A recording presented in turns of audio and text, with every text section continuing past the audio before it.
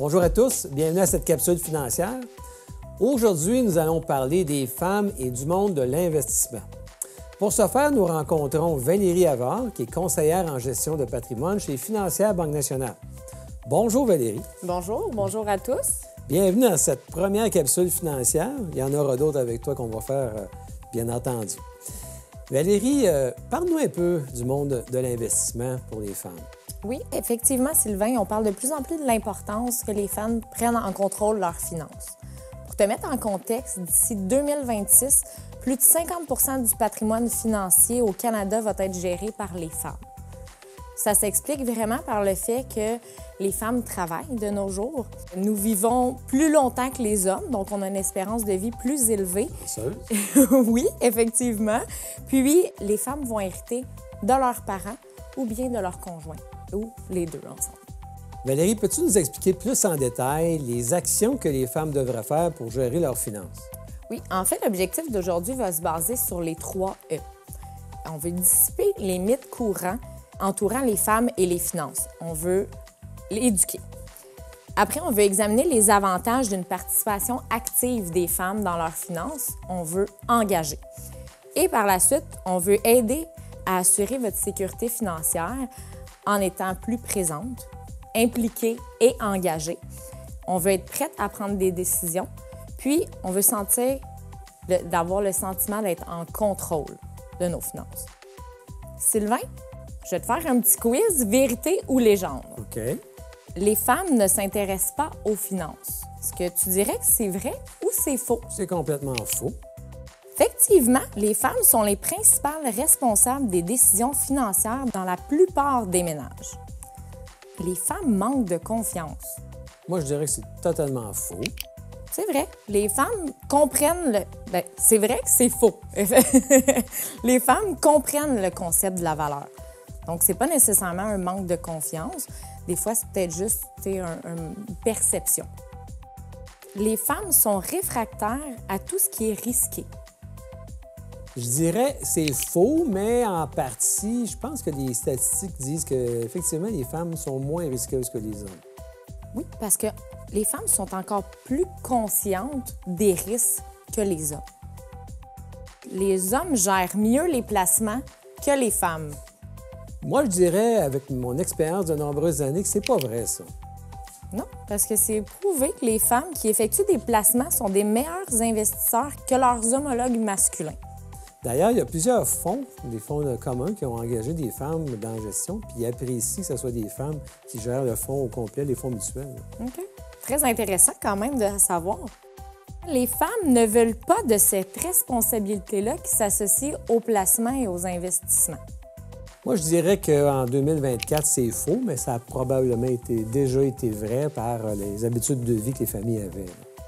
On parle ici que les femmes sont à l'aise avec cette responsabilité lorsqu'elles comprennent le processus qu'il y a en arrière.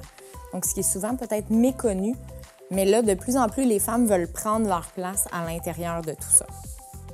Valérie, peux-tu nous expliquer quels sont les avantages pour les femmes de prendre en main leur avenir financier?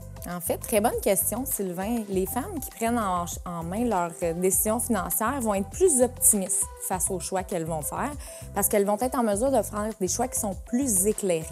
En plus, elles vont accompagner leur conjoint dans leur processus décisionnel. Donc, ça ne sera pas juste l'homme qui va décider comment les finances vont se passer dans le couple.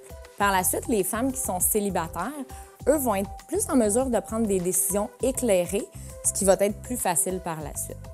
Dans le fond, là, prendre en main ses finances personnelles, c'est pas nécessairement de regarder son téléphone et les codes de la bourse à tous les jours. Non, les femmes n'ont pas besoin d'être des gestionnaires de portefeuille. Ils ont besoin de se trouver une personne, un coach financier, puis d'avoir des notions de base pour les aider à prendre des décisions au niveau de leurs finances. Elles ont besoin d'être bien entourées. Oui, puis en étant bien entourée, ça te permet d'avoir une certaine tranquillité d'esprit. Parce qu'en ayant une tranquillité d'esprit, tu te dis « OK, ça va bien aller », on comprend mieux les risques financiers, les fluctuations sur le marché aussi, puis on sait plus où on s'en va. Donc, on a vraiment un air d'aller d'un coup qu'on comprend mieux nos finances. Il faut prendre en main dès maintenant la gestion de notre patrimoine. Il ne faut pas attendre nécessairement qu'une crise survienne. Une crise, ça va être un décès, une séparation ou autre. Il faut s'en occuper dès maintenant pour être en mesure de faire les bons choix. Effectivement. Valérie, comme tu le mentionnais tantôt, il est primordial pour les femmes de se trouver un conseiller ou une conseillère pour bien se faire encadrer dans leurs finances. Effectivement, Sylvain, c'est primordial de se trouver un conseiller en gestion de patrimoine pour les femmes ou pour n'importe qui. Pourquoi? Parce que ça va le permettre aux gens d'utiliser cette personne-là, ce coach financier-là, pour les renseigner, mettre en place tous les objectifs de vie qu'on peut avoir, les aider à garder le cap sur ce qui est important. Parce que généralement, quand il y a des fluctuations sur le marché, on a une petite inquiétude, un petit imprévu, on va se référer à cette personne-là aussi pour nous aider dans notre processus décisionnel. Par la suite, ça va permettre aux gens de discuter des choix qu'on a à faire, des incidences de ces choix-là aussi sur le court, moyen ou long terme. Tout ça nous amène à bâtir un plan financier pour notre futur. Valérie, il faut noter qu'il y a des défis courants qui arrivent dans la vie de tous les jours dans la gestion de ses finances personnelles. Oui, parce que la gestion des finances pour une femme versus un homme n'aura pas les mêmes défis durant toute la vie au complet. Ici, vous pouvez voir que les défis courants pour une planification financière pour les femmes, on va avoir des imprévus de la vie. Quand je parle d'imprévus de la vie, on va parler de divorce. Le divorce peut avoir d'impact à plusieurs niveaux. Se relocaliser, mettons, s'acheter une nouvelle maison, un nouveau domicile. L'impact aussi sur le fonds de pension, les actifs, le coût de la vie aussi. Par la suite, ça peut être la mort ou la maladie d'un conjoint.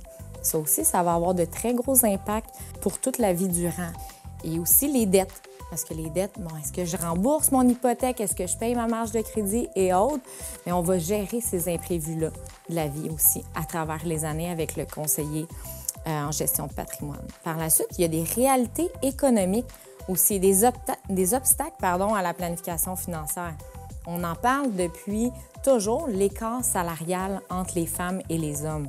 En 2021, on parlait d'un écart salarial de 11,1 de moins pour le salaire d'une femme versus celui d'un homme pour un travail similaire. C'est énorme. Puis, les femmes vont prendre soin des enfants ou des aînés. On parle de congé de maternité. Ça a un impact financier quand même assez important. Les femmes vont souvent être plus les proches aidantes de leurs parents, d'un ami ou un enfant peut-être aussi. Des fois, elles vont devoir racheter des années de service parce qu'elles ont arrêté de travailler 1 an ou 2 pour les congés maternité. Exactement. Donc, c'est tous des éléments à prendre en considération pour nos finances. L'espérance de vie plus longue que j'ai parlé tout à l'heure pour les femmes versus les hommes fait l'espérance de vie pour les hommes est d'environ 80 ans versus les femmes 84. Donc, on a un 4 ans d'espérance de vie supplémentaire versus un homme. Et par la suite, on va parler plus émotion, la peur de l'erreur. Donc, souvent, les femmes, dues à tous ces événements-là, vont avoir une situation financière peut-être plus précaire. Par la suite, les femmes vont avoir une répartition de l'actif plus prudente. Comme tu as dit tantôt, les femmes, des fois, vont oser un petit peu moins les risques parce que, dû peut-être à un manque de connaissances ou de confiance, ce qui vont les amener à avoir une répartition de l'actif plus prudente. Mais ça a une incidence aussi sur l'évolution du capital à travers les années. Puis là, on parle aussi de manque de confiance, mais comme on s'est dit, c'est pas un manque de confiance. Des fois, c'est peut-être juste un manque de connaissances qui permet de faire les bons choix pour les femmes. Valérie, tu vas peut-être être d'accord pour dire que nos 37 ans d'expérience, 12 ans à toi, 25 ans à moi, nous font dire que les femmes, elles s'intéressent rarement au marché boursier. En tout cas, pas autant que les messieurs. Mais elles sont à leur affaire pour suivre le portrait général. Elles veulent être accompagnées. On sent aussi un vent de changement important, alors que de plus en plus de femmes veulent s'occuper de leurs finances personnelles. Exact. Tu as raison, Sylvain. C'est tout à fait ça. Donc, les femmes veulent être de plus en plus informées, comprendre les décisions, mais des fois, il faut aller chercher les bonnes informations aux bons endroits. Si tu avais un plan d'action à donner aux femmes qui nous écoutent, là, quel serait-il? C'est sûr que c'est important de mettre un plan d'action en place pour gérer nos finances. Donc, je te dirais que pour commencer, il faut que les femmes évaluent leur situation présentement. Donc, il faut se dire où je suis maintenant puis où je veux m'en aller dans le futur. Donc, on veut évaluer la situation, On veut maîtriser nos finances. Donc, c'est en s'informant un petit peu, aller poser des questions, faire des petites lectures, se faire accompagner par un coach financier aussi, un conseiller en gestion de patrimoine aussi. Il faut planifier notre avenir. Il faut se dire, OK, j'ai un objectif. Ça peut être plusieurs objectifs. Voyager, l'achat d'un véhicule, achat d'un chalet, vente de maison. Donc, il faut planifier un petit peu ces objectifs de vie-là. Il faut organiser et protéger nos actifs. On parle souvent d'être un peu partout, mais des fois, c'est difficile à gérer quand on a un peu partout. Des fois, il faut refaire une synthèse de tous nos actifs qu'on a. Après ça, travailler avec un conseiller financier, bien évidemment. On veut étudier vos finances. Donc, c'est pas juste de le faire une fois. Après ça, il faut se remettre le nez dedans, peut-être une fois ou deux par année pour voir est-ce qu'on suit le cap sur qu'est-ce qu'on s'est donné comme objectif. Puis, on veut réviser notre plan régulièrement. Donc, c'est de dire, OK, on l'a mis en place, mais comment on le fait évoluer à travers le temps pour voir si on est toujours confortable avec les objectifs qu'on s'est donnés. Valérie, moi, en 2024, je trouve ça un peu spécial qu'on soit encore à l'étape de dire qu'il y a des différences entre les femmes et les hommes dans la gestion de leurs finances. Mais il y a certaines réalités qu'il faut comprendre. Je retiens de ce que tu as dit aujourd'hui. Ça prend un plan de match, ça prend un plan d'action. Il faut aller à l'action. Mais je retiens aussi que les femmes sont très bonnes dans la gestion de leurs finances personnelles. Exactement. Puis il ne faut pas avoir peur de poser des questions. Il n'y a aucune mauvaise question en finance. Puis je pense que c'est ça. Souvent, les femmes se mettent comme barrière.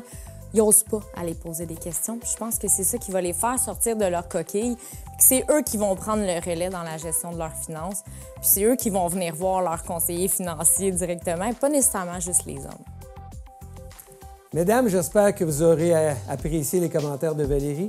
Au plaisir de vous revoir dans toutes nos prochaines capsules financières. À la prochaine. Merci beaucoup. À la prochaine.